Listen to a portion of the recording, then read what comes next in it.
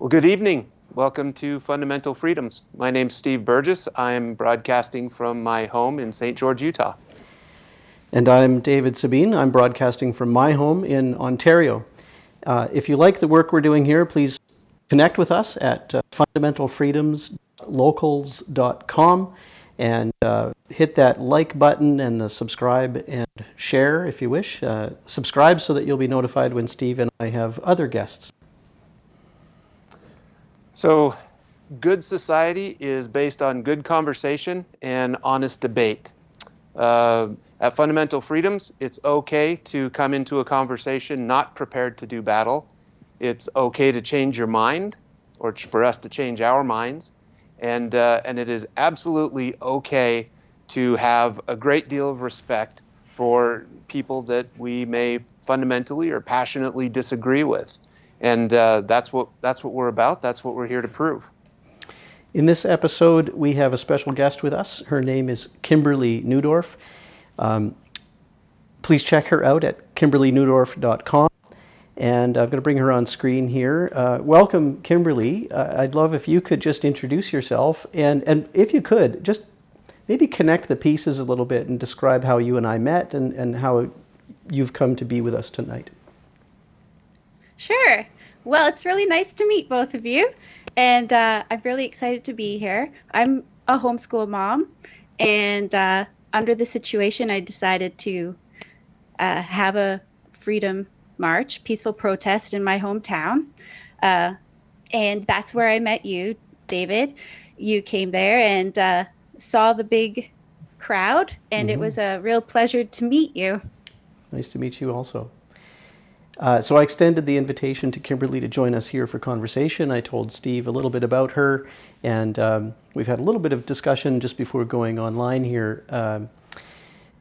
Over to you, Steve. So we have two rules at Fundamental Freedoms. One is we don't allow any undefined theys. So as we are talking, as we get going in our conversation, if somebody starts to use the word they, we may stop and just identify and make clear who exactly we're talking about. The second rule is that we only speak for ourselves.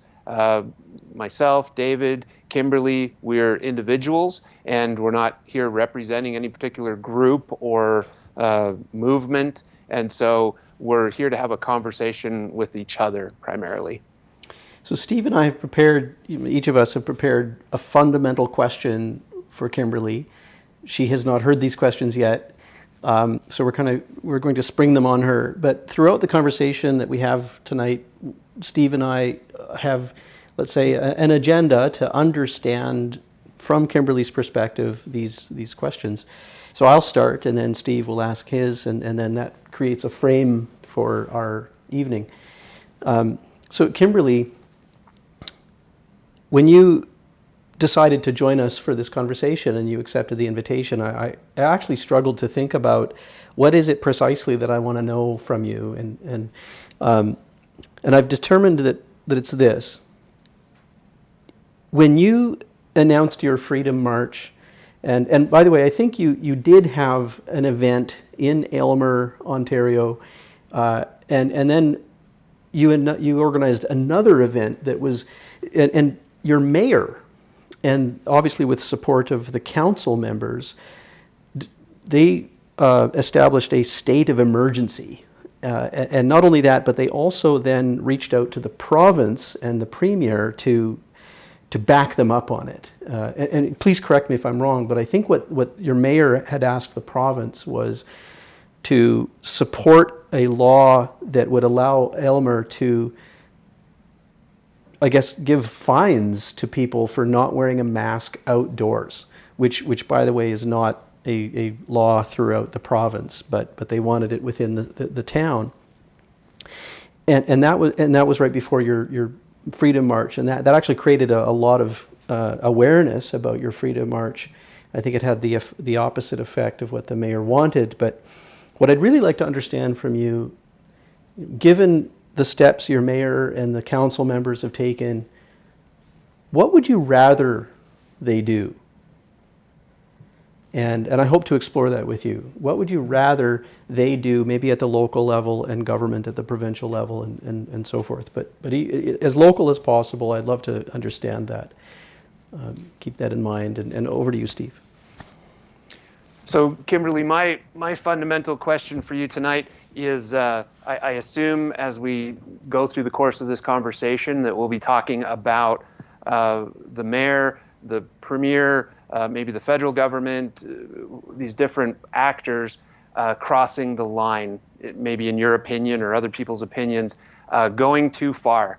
And so my question for you is, as an activist, as a mom, as a citizen, what is your line?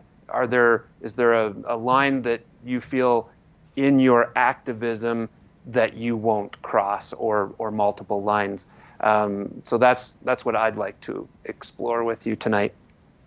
Okay, well, I'll start with David's. um, well, when I had my first event in Aylmer, I gave just 24 hours notice because I had just learned how to run a lawful public march through this group called 100 Million Moms. And the first event was for that Saturday. So that's why it was such short notice. And it was an event that was going to happen, with other moms were running similar peaceful protests across the world. So I thought, I'll do it. I'd love to represent my area, and I'd love to, gather people together in my hometown and encourage one another that way. So it went really well. 300 people came at only 24 hours notice. So it was obviously really important to people that live here. And it was really encouraging and exciting to talk with everyone. So anyway, we all decided after that one that we would have another one. Maybe we would do it, every 2 weeks or something like that. So I did a lot of studying on how to do, another one, because we wanted to be on the street and have a significant peaceful protest. So once I had my plan together, then I presented it to the police first, and then I announced it publicly. And it was a bit of a surprise how the mayor reacted and the town, because obviously the first one went really well, and a peaceful protest is protected under the charter, so it's lawful. And I think that myself and other people probably would have rather that the mayor or the town would be more welcoming to people that would be coming to town, because they always want people to come to this town to shop and, have a good community. So in spite of the fact, that things are difficult, I think that a leader would be a better leader if they were not divisive, but would express some sort of unity and understanding and patience with everyone, because it is a right to do this, and it's a fundamental part of democracy. So yeah. Kimberly, how big of a town is Aylmer? It's about 7,500, I think. And the 300 people that came, were they mostly from your city? Yeah, they would have been from around here, definitely, because they didn't really have time to find out. So, Sure. The event that I visited briefly in order to deliver my email address to Kimberly, there were quite a few people from outside of Aylmer, but yeah, by that time I think the news had spread throughout the province, if not Canada. Definitely, we got a lot of free advertising from the reaction of the town. So, yeah, it would have been nice to obviously, understanding that exemptions are part of the law, and not to be afraid of people. But I understand that people are afraid, but that's why we're holding these rallies, to encourage people and get some knowledge.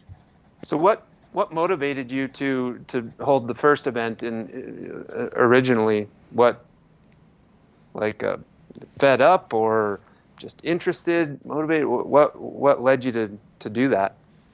Well, I've always been following people since this started, that there's peaceful protests all over the world, um, and I really admire the leaders of those groups, the ones that I follow.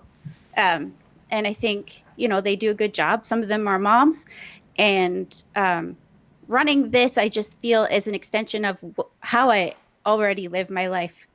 Um, we homeschool, we we practice a lot of natural medicine, um, and we've made those choices for our family. And since those things are really under threat right now, and there's really nowhere to go where it isn't, I felt that we need to step up and do something about that so that we can keep our choices for how we want to raise our families. That seems to be a common thread here, that people have choice, or they feel that they do, and they also feel that that choice is being limited or restricted. There's so you mentioned that your mayor, and you called the mayor leader, but I wrote down a note here actually that this leader is elected, and then I liked that you mentioned how you'd rather that the mayor be understanding and patient with everyone, was your phrase. You said everyone, and I wrote down constituents, because actually I wonder, do you have a sense of how many constituents share your view? I'm asking you to speculate about they, but how many do you think share your view in the town of Aylmer? Oh, I actually have no idea.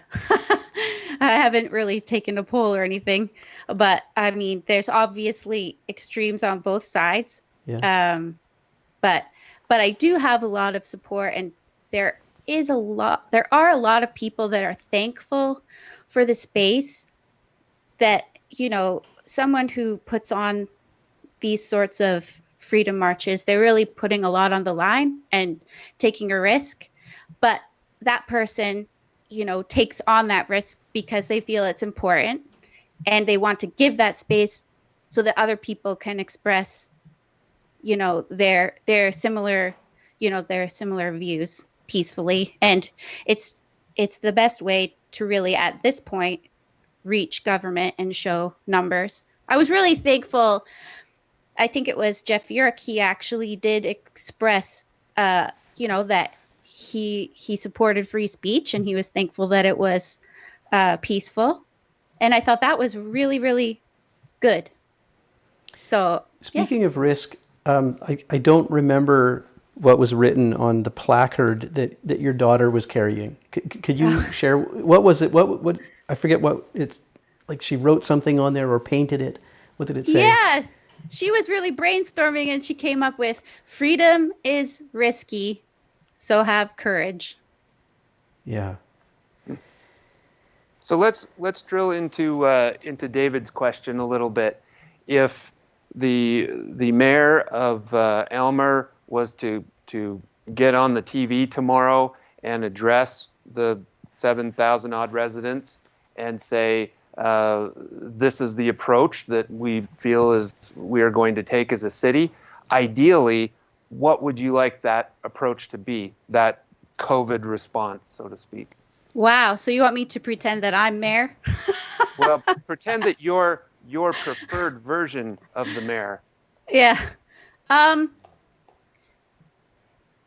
well, I think that it would be acceptable to tell people to support, the provincial mandates. I mean, we none of us like them, right? But inside the mandate, there is the exemption of human rights, and just educate people that that is acceptable, so that those with exemptions don't feel targeted and aren't, kicked out of stores.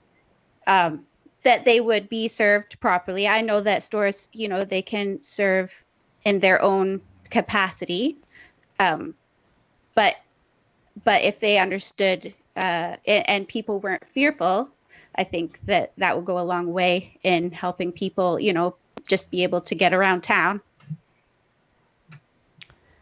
People are fearful. And even for the brief time I was in town to meet you, I saw a small counter protest. They were mostly peaceful. I understand there was one little scuffle later in the day with a journalist, but other than that, it was fine. They were on the other side. They were wearing masks, and they were, the signage they were carrying was, let's say, quite forthright. Quite angry. But what do you think is behind that fear? What would you rather the mayor do to balance the fear they have, whether it's founded or not? I mean, we can debate whether it's a real risk they face or a perceived risk they face, and they're afraid of a perceived risk or a real risk. But there's clearly a balance that could be struck here between what they expect of their fellow citizens and what you expect of your citizens. What could the mayor do there differently?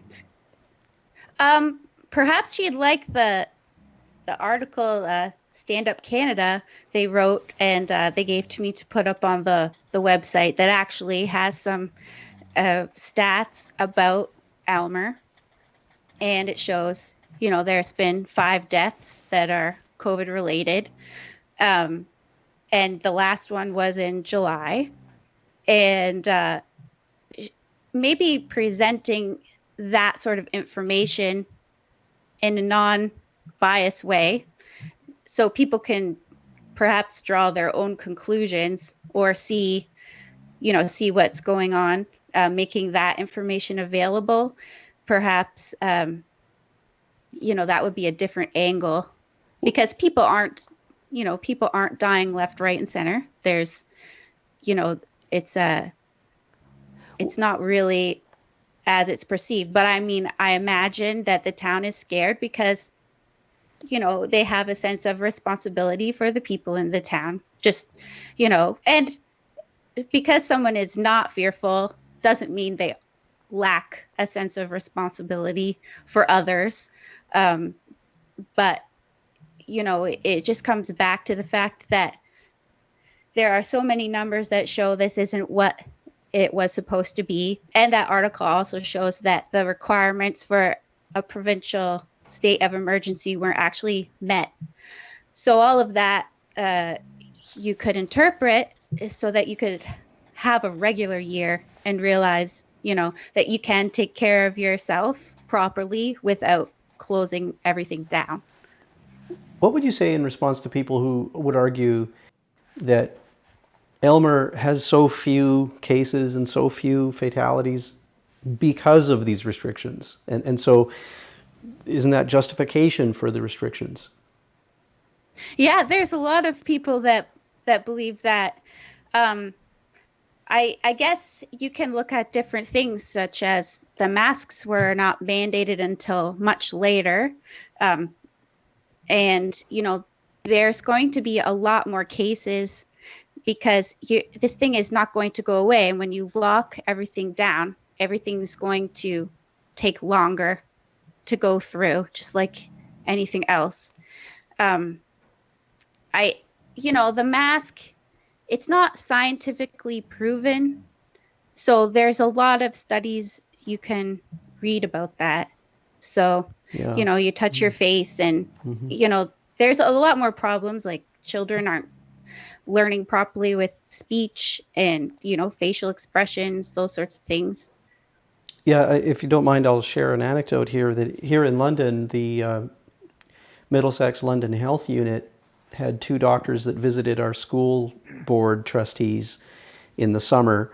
And the trustees were considering, so the province said that children grade 5 and higher should wear masks, but grade 4 and lower, no need.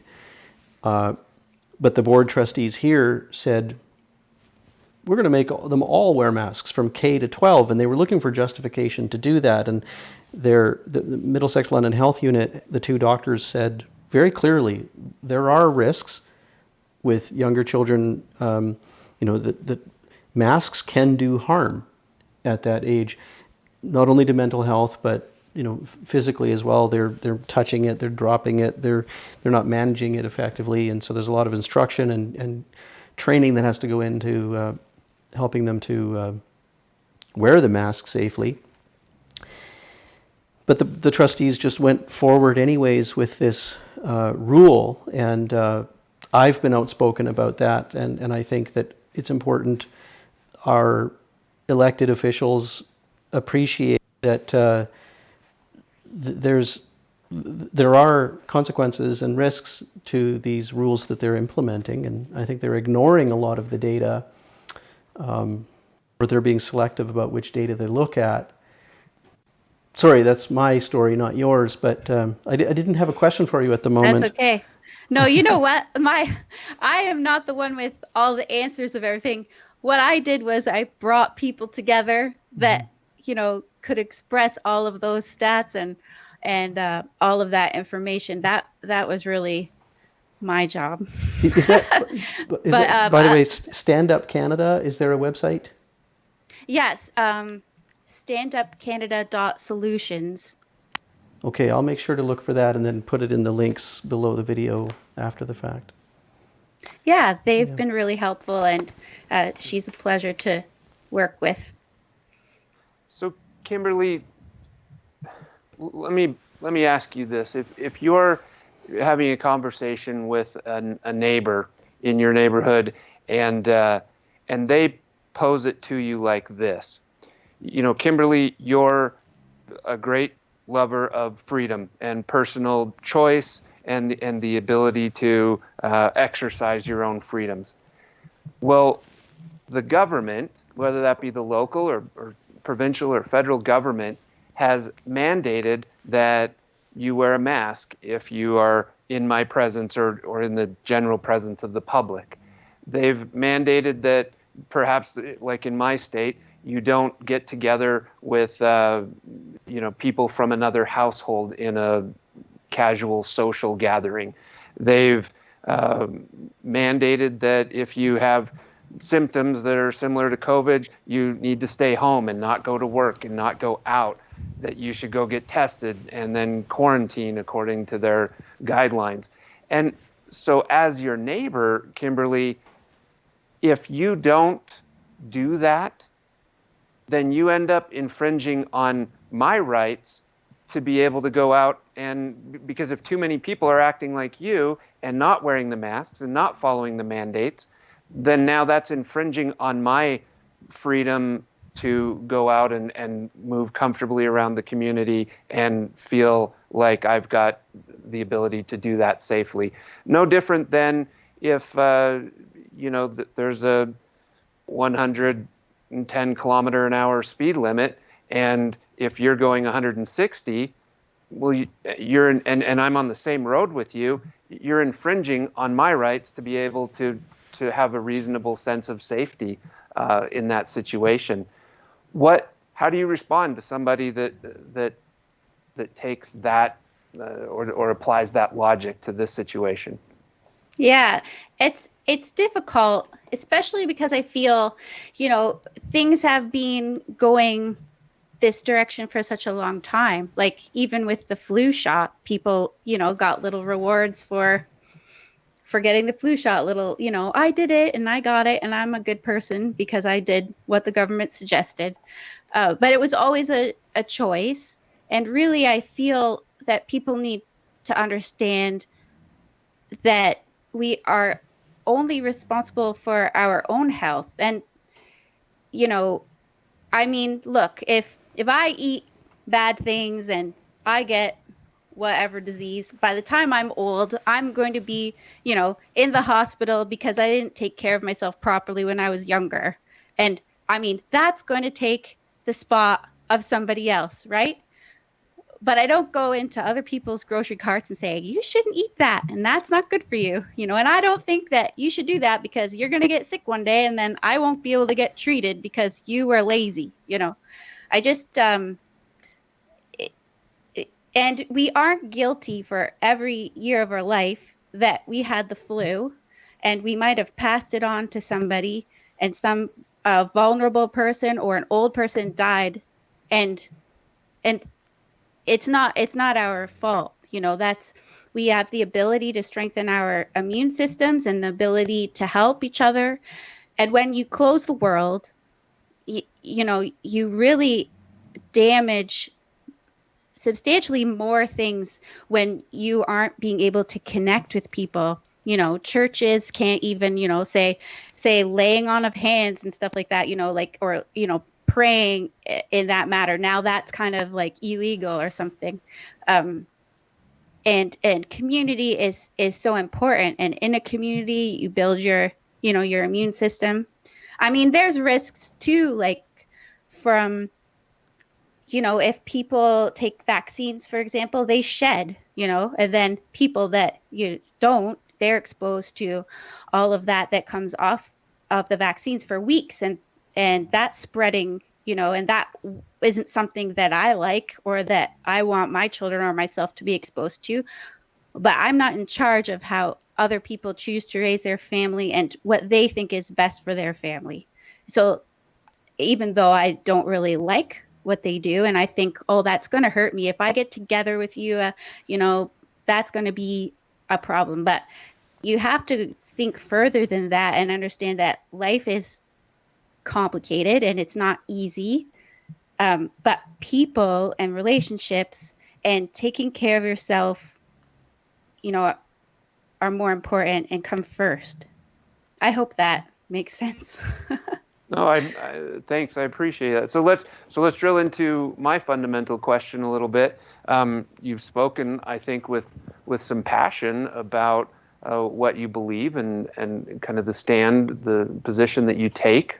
How far are you prepared to go with that? Um, Let me ask you one question. We had a bit of a controversy in my state.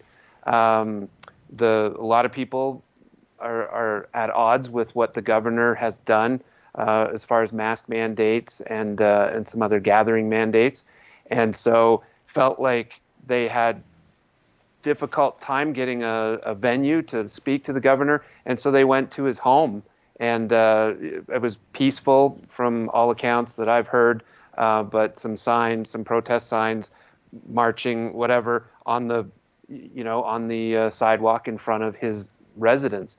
Is that in bounds in your opinion? I mean, I guess on the subject of freedom, you have to decide if you would choose to do that. I mean, those people think that that's fine, and that's them. I did a freedom march, a peaceful protest, and I'm not myself interested in getting into somebody's personal space. But even I think it's in Italy and stuff. They're like rapping on the politicians' doors, and I think different people at different levels, they when you lock them down and you take away their freedom, I think those things will naturally happen. So I think if you know governments went back to their original place, uh, their civic duty, which is quite small, which is to protect our freedoms, I think that they wouldn't experience that. Yeah, so this is a story about people. It is like I think there's a debate to be had whether the street in front of the governor's house is the public square or not. But Kimberly, I understand that at Aylmer that there was actually a dispute about the public square. Like, I mean, there was a band shell or something Oh like yeah. that. Like, could you tell us Yeah. what happened there? Did you request to use it or not request to use it, or what was all that about? No, so And by the way, is the band shell literally public property? Is it part of a public park, or is it private? yeah, it's public and it's part of the park that it's in. The town likes to rent it out. So I've rented it before for concerts. Uh, and so I know the process of how to rent it. But for a peaceful protest, I mean, you can stand on whatever you want. You can stand on a picnic table or a bench. That's also belonging to the government. But no, you can't be on private property. The mayor, sorry, Steve, if we're veering from your thought here, but the mayor went on a radio show and was asked about the banned shell. And I was astounded by her responses because at first she said something like, of course, it's legal to have a peaceful protest on on public property, and the banned shell is public property. But then she said we would have liked, or we would like that if people want to protest, that they first ask permission to use the banned shell, so that we can have a proper procedure and make sure that they follow the proper guidelines, including wearing masks and so forth. So, like, she kind of in the conversation, I wasn't clear at the end of it whether does she think of it as a public property or not? Do the rules apply or not? Can you assemble or not with permission or not? What was clear, though, is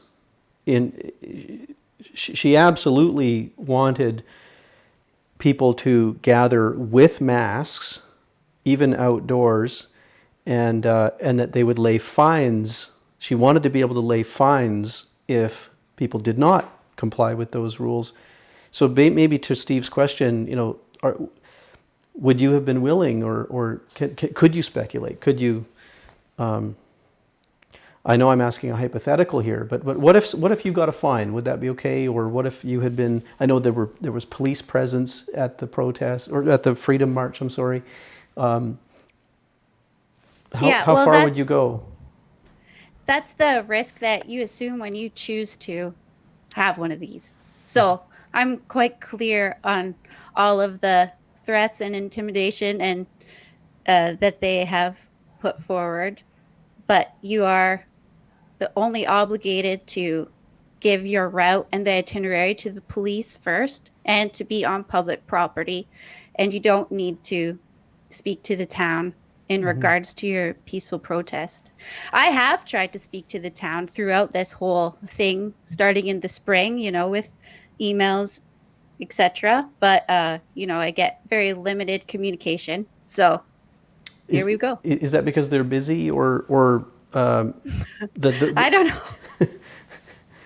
know. Sorry, I can't ask you to speculate about that. Yeah, I have no idea. So Kimberly, you're a mom. I get the impression that mostly you would like to be left alone to make your own decisions and, like you said, make decisions for your family. Is it your responsibility? Do you feel responsible if you got the knock on your door and a friendly coercion, if that's possible, from the town, from the police department, saying, we've levied some fines, we've tried to dissuade you, and yet you're planning another protest, another march, you continue to encourage people to not wear masks, to disobey certain mandates. We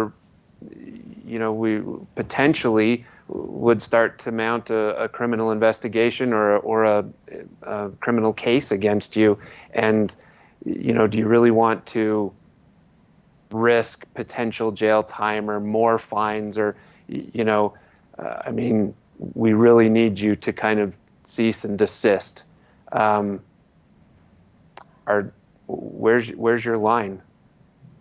Oh, well, I think what I did, I had a lot of already intimidation beforehand, so I was completely prepared to take that on because that was the choice that I made. So, a peaceful protest is protected under the charter, so there's not really much they can do. But I did have the support from constitutional lawyer Rocco Galati. He sent in a letter in my support. So that was very encouraging that he would represent me if it needed to be done. Could you, I don't want you to reveal anything you're not allowed or if it's private, but could you help people understand what that intimidation is or what it feels, not what it feels like, but how does it arrive? You know, what are you subject to? Because I think that people who don't, maybe they have the courage, but they don't yet have the awareness or the knowledge how to organize and take action. They're not prepared for that at all. But if you've experienced it, what does that look like? Well, I think if you have too much to risk, for what you think is too much to risk, then you shouldn't do it, and you should do something else. You know, this isn't probably for everyone. That's why when people run these, they're really thankful that someone provided that space for them. So you have to just assume the risk. It's like, are you a doctor and you're willing to lose your job? You know, that's your personal decision. So you don't. It's just like freedom. You know, we're personally responsible for our health, and I put this on and I'm personally responsible. And if anybody else does, they're personally responsible. It's nobody else's fault or problem. So as much as you get support from other organizers, you know, that have done it, and you can ask and you can find out, you know, how they did it, and and what does it all mean when the police say this or this, and what will happen. I mean, nobody, as much as they support you, and they have the best advice they can give you, nobody really cares in the end. It's you putting your skin on the line. So you just have to decide. And it was important to me, and I had great support, and so that's what we did. But I would just recommend to other people that they need to realize that they need to be responsible, you know, personal responsibility again, to evaluate the situation and see if it's worth it. Or maybe they should work more behind the scenes, you know. There's a lot of initiatives out there and ideas that people have that might be more attainable. But all you need to run one of these is you need a public space, and then you need your itinerary and your route, and you give that to the police, and then they're obligated to provide public safety, and that includes for you, and also the traffic. Now they're not on your side, and they are very clear that they don't want to be on your side, and they shouldn't be. That's not their job. Their job is only public safety. They're not going to help, you know, you cross the street or anything like that, but they will react to the situation. So if you've prepared them properly, because you know that's important, because they are helping you even though they're not on your side. They are helping you, so you need to try and give them enough information so they can staff it properly, and and they can kind of have a heads up of what it'll be like. Although you can never tell how many people will come, you can, you know, share uh, how much interest there is or how much it's been shared, and those things can help them out so they can do their job properly.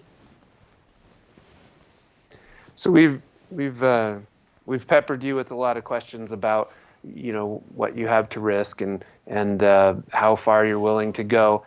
Tell us about why you do it. Was there a moment or moments where you went home at night after one of these events, or during the course of the last few weeks, where you've laid in bed at night and said, I'm so glad I did that. That was the right thing to do. And was it talking to other people? Was it the reaction of someone? You know, what are the moments that made you feel validated and satisfied, I guess, with or good about what you've done?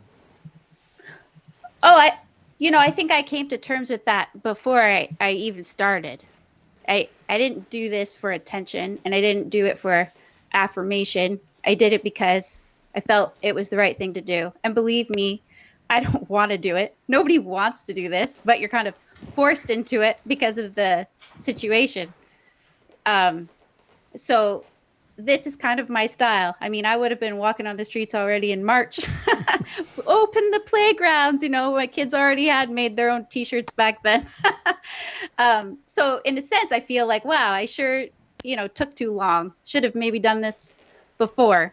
But you know, you don't go into something like this foolishly.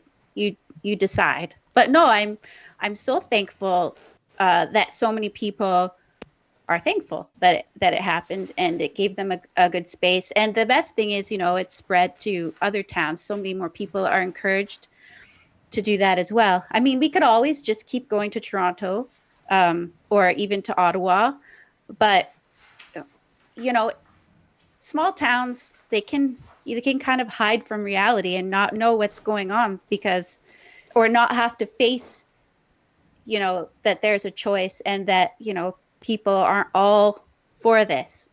So when you bring it up in your small town, it's not easy, um, but it does make people face the situation and think about it, and it encourages those that are struggling. And some people are just like, wow, thank you so much.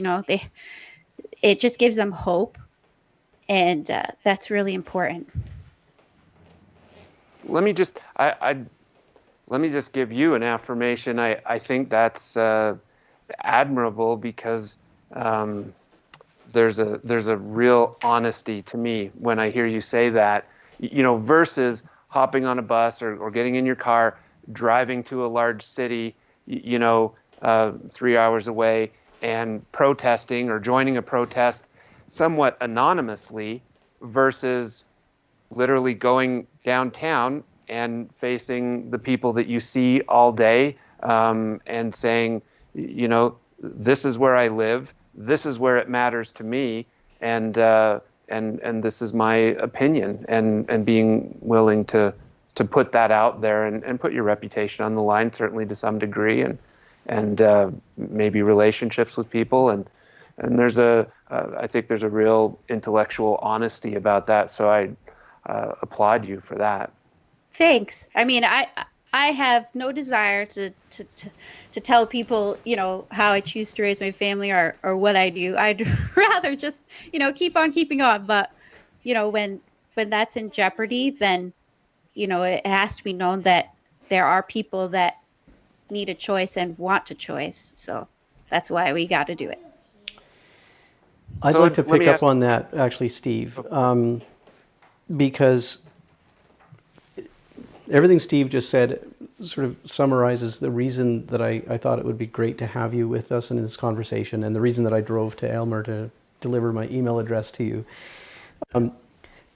So, ditto. But my question here, my next question is, if could you give us some sort of concrete examples of results? Like you've put yourself out there, you've organized this event, you had many people speak in Aylmer a couple of times, maybe more. I'm not sure how many times you've actually collected at this point, or assembled, but what has happened as a result of that?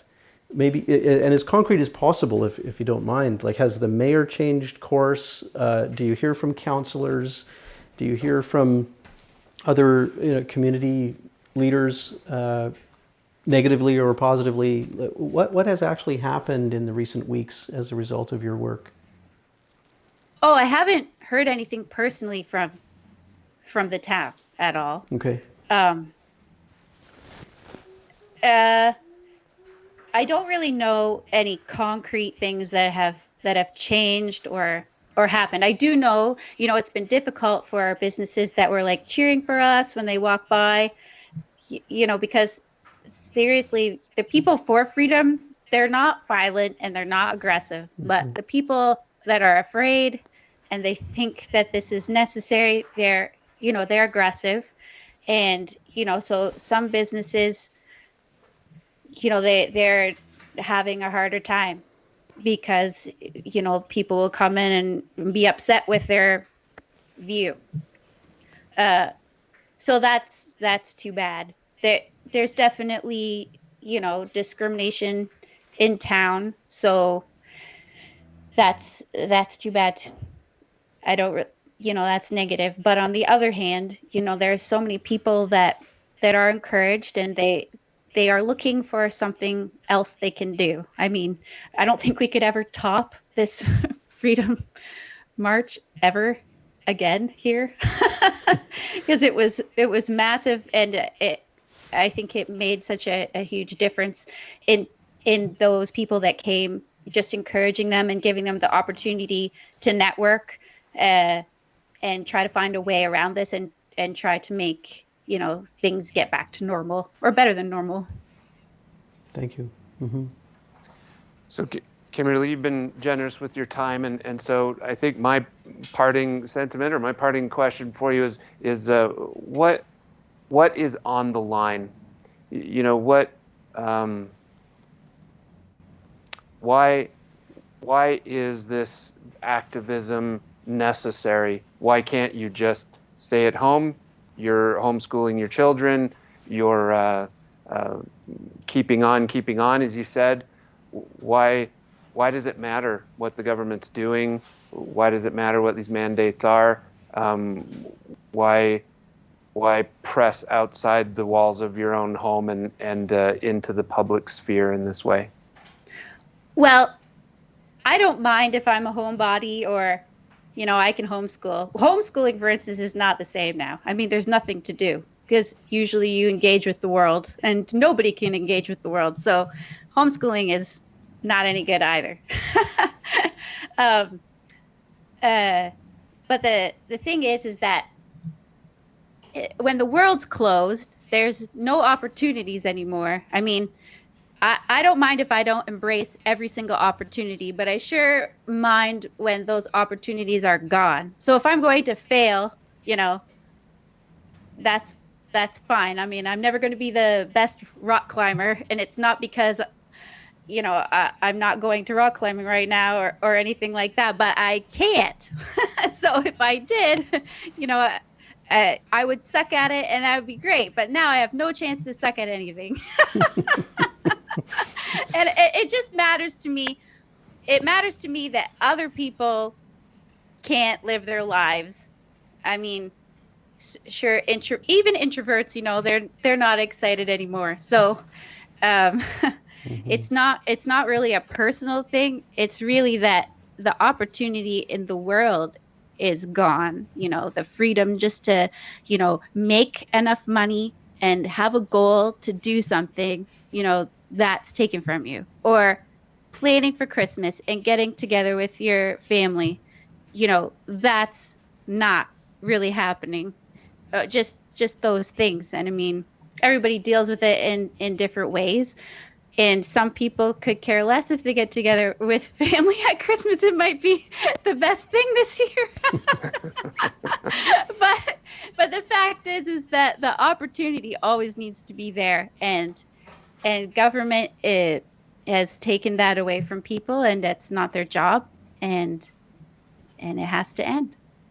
I find that interesting, and I want to be really clear that I understand this correctly. You just said that it's government that has taken that away. Um, that's my sentiment as well. That's my understanding of the situation. But others would say that it's COVID that has taken it all away. And how do you reconcile those viewpoints? Um, I guess because, you can look at the beginning of this when, everybody's been afraid. Everybody at some point has been like, wow, this could be real. This could be something. So And you were at that people, point because sure, I was I too. think, Like in March, April, I was really thinking, gosh, this is unprecedented, and yeah, everybody has has that happen at some point during this year. I mean, we're not, unfeeling people. Uh, But if you noticed, people that did feel that way, they took action themselves. Like some people actually closed their store mm-hmm. before it was mandated. Some people actually said, you know what, I think we're gonna, take a break and, pull back. That happened on a personal level. It didn't happen because government made anyone do it.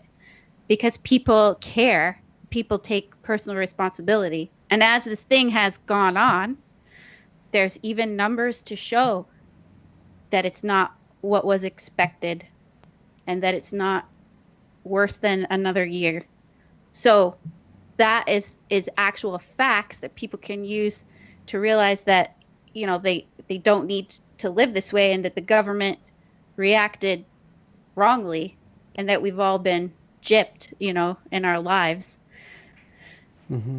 Thank you. Well, I'm satisfied. Yeah, I think I am too. I'm just wondering if there's anything more I'd like to hear from you or ask you, or and maybe not right now, but hopefully in future maybe we can reconnect and have another conversation. What's next for you, or for anyone listening or watching now or in the future? What would you like them to connect with you somehow, or how can people support what you're doing? Well, I'm not doing much, but I think the best way to support what I'm trying to do is to probably go to the constitutional what is it called? Rocco Galati's website. What is that? Constitutionalrightscenter.ca. And you can get a lot of great information from his website there. He's doing a lot of work. He puts out great videos, and you can donate to him. And I think that's a really important thing to do. Also, Vaccine Choice Canada, they have, if you have a membership, I think it's like $40 a year. You can be on Zoom calls every week, and you can get a lot of great information. They also have Rocco speak every once in a while, so that's been really educational and encouraging. So So I would do those. Otherwise, I'm always looking for what I could do next to help. So right now, I'm handing out signs in the area for Randy Hillier for no more lockdowns. And if anyone wants one in their lawn, I can bring one over. I've written down a few of these websites, and I'll make sure to put that in the description. No more Thank you. lockdowns.org. And Vaccine Choice. So just to be clear, that is not antivaxxer.com. That is Yeah, Vaccine Choice. it's choice. That's the point. Yeah. And they're very good. And Giselle actually spoke at the rally. She was my first speaker. She's from Vaccine Choice Canada. I had the opportunity to meet her earlier in the spring in a completely different way, but I was excited to see her speak at the Freedom March. Yeah, they've done a lot of great work. I mean, they've helped keep vaccines a choice. So it's good. Thank you, Kimberly. Well, thank you. I hope that was a good conversation. It was wonderful. Appreciate you spending some time with us. Yes, Kimberly, thanks for being here with us. What's going to happen now is I'm going to take you away from our screen, and I encourage you to mute or just disconnect. Or you're welcome to stay there and listen for a bit. What's going to happen is Steve and I are going to just take a few moments to reflect on the conversation we've had with you and maybe talk about things we've learned from you. And then we'll say goodnight to the audience. But it's been really great to have you with us. Thank you. Thanks so much. Good night. Enjoy the weather in Utah, Steve. Definitely. All right, take care. Bye, Kimberly. Steve, that was really interesting, and I'm happy to have met her and had a chance to talk with her in some depth. I will admit that we saw my daughter walk past here, so I don't know how much time I have, but I'd love to hear your thoughts. I was impressed with Kimberly. She just seems genuine. There's not I don't sense a lot of ulterior motive there. I can hear lots of the people, that I can imagine would have a lot of problems with the things that she says and the stance that she's taking. But again, she just seems like pure motives to me. She is frustrated to some degree with how the COVID mandates, the COVID response by government is happening. And I thought it was honest what she said. I think a lot of people sense that, well, what's been taken away? How is being asked to wear a mask really impinging on your freedoms? Stores are still open. In my state, you can wear a mask, go into the restaurant, wear your mask until you sit down, and then you take your mask off, and then you can have your meal, put your mask back on, and leave. They just can't have as many people. But there's, we've got kindergarten class this year that have now, I mean, I know it's not a long time, but they have never known school without masks. They've never known being taught by a teacher without a mask or a face shield on. And to be And in an environment with grown-ups that are smiling at them and yeah, connecting the facial expressions in their entirety. yeah. I just think when Kimberly says, what's been taken away, my opportunity, like what she said, I want to be able to go out and suck at trying new things, and a lot of those new things I simply can't go do.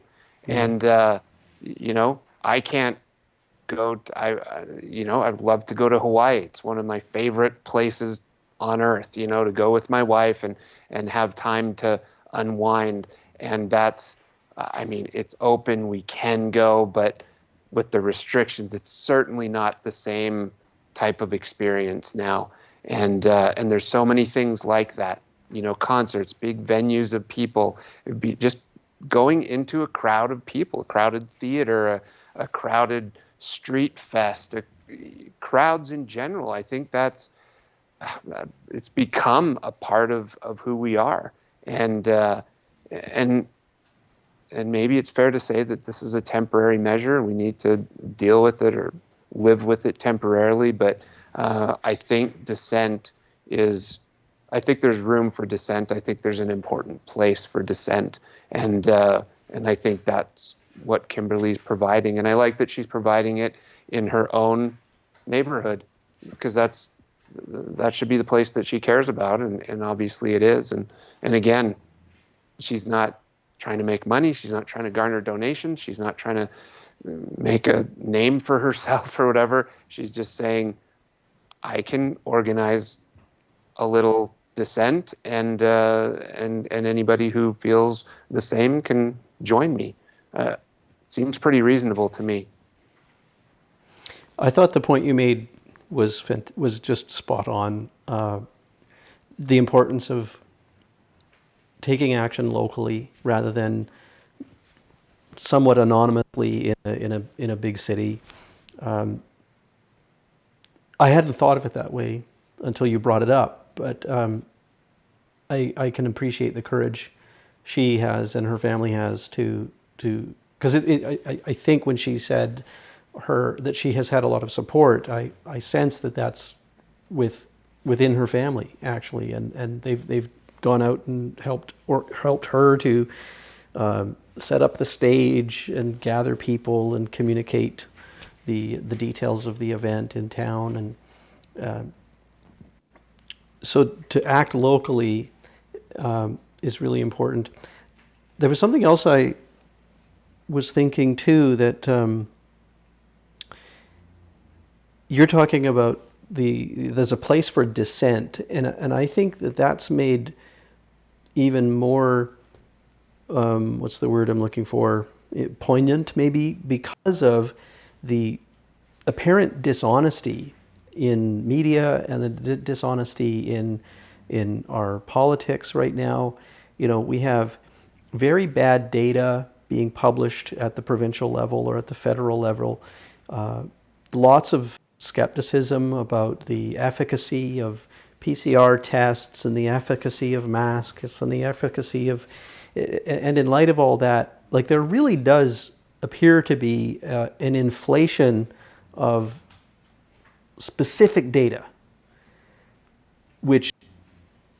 that support a particular politic, and that's dishonest. So, like, I really liked that she brought up the reality that back in March that there were business owners who voluntarily closed their shops, and airlines that voluntarily stopped selling seats for international flights, and that had we published good data that people could assess, because we're smart people, that we can look at the reality. If there is a problem with reality, and that is that the reality is perceived. That's something I've learned from a very good friend of mine. And reality is perceived, which means we can only perceive truth to the extent that facts are made available, and that we have the skill to interpret those facts. If data isn't made properly available or made transparent by our governments, dissent will be the result. Yeah, I agree. And I think there's untruths to go around. I would say that, the towing the kind of the line on the COVID response generally, with mask mandates, with social distancing, et cetera, is certainly the most common thing you'll hear. Although if you are in certain echo chambers on social media, or even certain podcasts and things, you can hear plenty of the opposite. And I've noticed that a lot of that is inflated and badly bent statistics as well. And I don't think that helps. I don't think that fighting or pushing against hyperbole with more hyperbole in the opposite direction helps anything. I mean, we've talked about that before. I mean, that's one of the founding principles of fundamental freedoms is we believe that because good stories are more entertaining, good stories is what garners clicks. It's what causes people to view. And in order to have a story, you have to have a good guy and a bad guy. And so we end up with, here, on one side, here's who the bad guy is, and here's why he's fighting against you or trying to hurt you in some way. And so you're a righteous protagonist, like, Frodo Baggins or whatever, fighting against the evil that's out there. And I don't think it's that simple. I think the reality is a little bit more boring. I don't know if you saw my post this morning on I did. Facebook, but and I'll be the first to admit my math might be completely off, but I thought, just from the statistics, and I've been studying, I think, quite a bit, the statistics, if you're 75 years old, so I'm thinking of my 75-year-old grandmother coming to our Thanksgiving get-together next week. Based on what I understand from the statistics and the experience that we've had locally here in Utah, there's probably a 1% chance that my grandmother could die of a COVID infection that she received because she came to that get together. It's probably a 1 in 3 chance that she could contract it, at that kind of a get together. And then there's about a 3% chance that a 75-year-old will perish from a COVID infection in Utah. And so 1/3 of a 33% chance is a 1% chance. And so when you put it in that perspective, and like you said, if the data was transparently given to the general public, then that's the question. Do you want to take the chance, take the risk of getting together for this next Thanksgiving, knowing that probably diminishes the chance of that same person being with us at the next Thanksgiving a year from now by 1%? But the reality is, the important thing to juxtapose that to is, at 75 years old, unfortunately, there's probably a 4 or 5% chance that that person isn't here regardless of COVID, just because of their age and the way that statistics and life expectancy and the way that math works. And so it's, when you put it in that perspective, it, and I think that would diminish the fear a little bit. It puts the power back in people's hands to say, I understand the risk. Grateful to the government and grateful to the medical community, the scientific community, for providing that data to me. And now I can go and make an informed decision. And when we talk about science, I think that there's a couple of scientific elements that get overlooked. Statistics, that's science, and economics is science, just as much as epidemiology and virology is science. Those are scientific disciplines as well, and important ones to include in a balanced conversation. But I think it's important. I would really like to seek out a guest that has a very opposite opinion of what Kimberly has expressed here, and to have a good conversation with them, because I'll be the first to admit there may be some angles here that I'm simply not appreciating, and I would like to. I want to pick up a few things here. Doug Ford, the Premier of Ontario, said today or yesterday, I saw the headline that he said there will always be next Christmas. Okay. But for many people, actually, there won't be. That, as you say, there are elderly folks with us right now that just by many natural causes may not be here next year. And this really is their last opportunity to be with family. And that's not being appreciated, I think, in the current policies. There was something else I wanted to pick up from you there. Oh, this notion of the protagonist, and this is something that you've said previously in conversations. You and sometimes you say it at the beginning of our stream, but you didn't tonight, and I want to pick it up here. This notion that media has abandoned journalism, and instead they spin stories of good and evil, as you were saying. As I'm a reader of articles in the news these days, it's as though the author places the reader in that position of protagonist, and then presents that protagonist with some sort of counterforce, and